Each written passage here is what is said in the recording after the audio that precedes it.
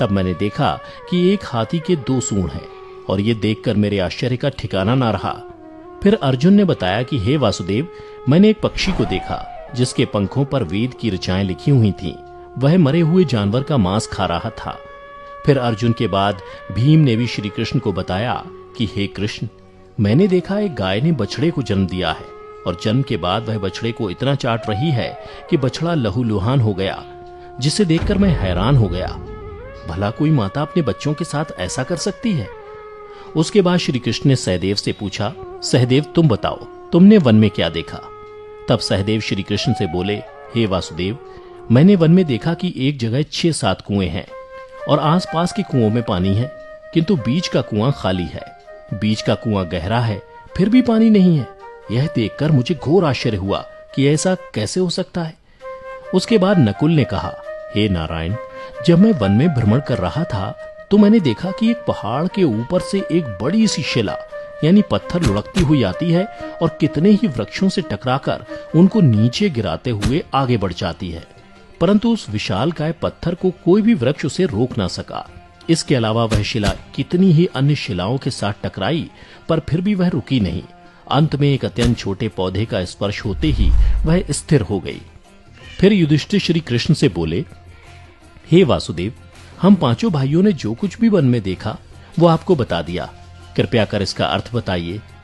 तब श्री कृष्ण ने युधिष्ठिर से कहा, हे धर्मराज, जैसा कि आपने कहा कि आपने 2 सूंड वाला हाथी देखा, जिसका यह अर्थ हुआ कि कलयुग में ऐसे लोगों का राज होगा जो बोलेंगे कुछ, करेंगे कुछ। कलयुग के शासक अपनी प्रजा की सभी तरह से शोषण करेंगे। उनके मन में कुछ और होगा और दिखावे के लिए कुछ और करेंगे। अर्थात कलयुग में शासकों के लिए आम लोगों का कोई महत्व नहीं होगा, वो बस राज करने के लिए शासक होंगे। फिर श्री कृष्ण अर्जुन से बोले, हे धनंजय, जैसा कि तुमने देखा कि एक पक्षी के पंख पर वेद की ऋचाएं लिखी हुई थी, लेकिन वह मरे हुए जानवर का मांस खा रहा था, जिसका अर्थ ये हुआ कि कलयुग में ऐसे लोग होंगे जो बड़े ज्ञानी और ध्यानी कहलाएंगे, किंतु उनके आचरण राक्षसी होंगे। कलयुग में लोग पंडित और विद्वान कहलाएंगे, किंतु यह विचार चलता रहेगा कि कोई मरे और उसकी सारी संपत्ति उसके नाम हो जाए। अर्थात कलयुग के मनुष्य धन और संपत्ति के लोभी होंगे, भले ही उनके पास कितना ही ज्ञान क्यों ना हो।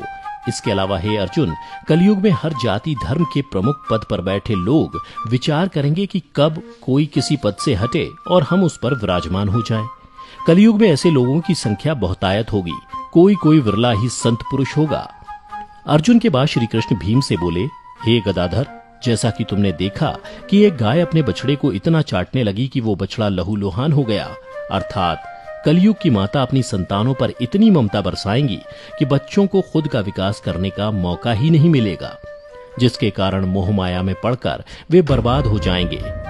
इसके अलावा किसी का बेटा घर छोड़कर साधु बनेगा तो हजारों व्यक्ति दर्शन करेंगे, किंतु जब मनुष्य का अपना बेटा साधु बनेगा तो रोएंगे कि मेरे बेटे का क्या होगा।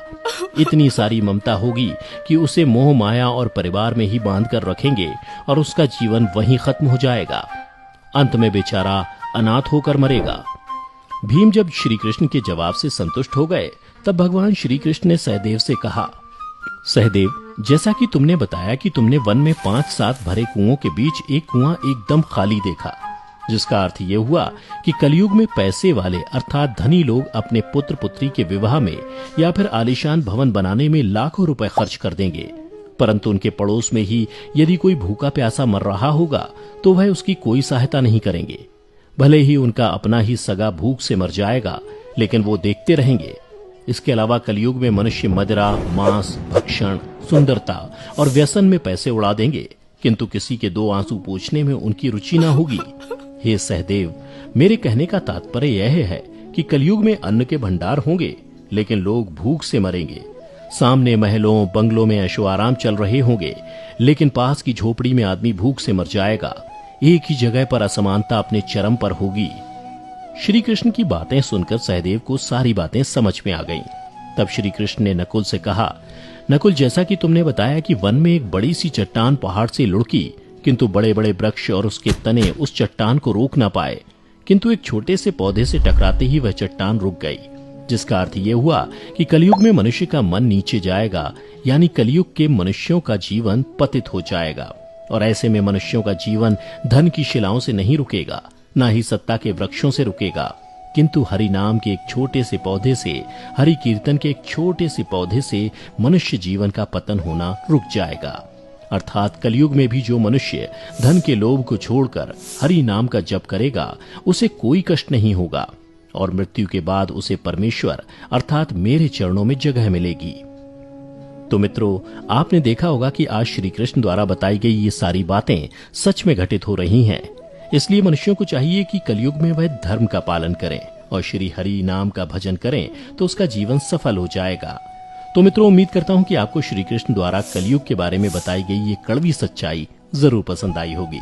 अगर पसंद आई हो तो इसे ज्यादा से ज्यादा लाइक और शेयर करें।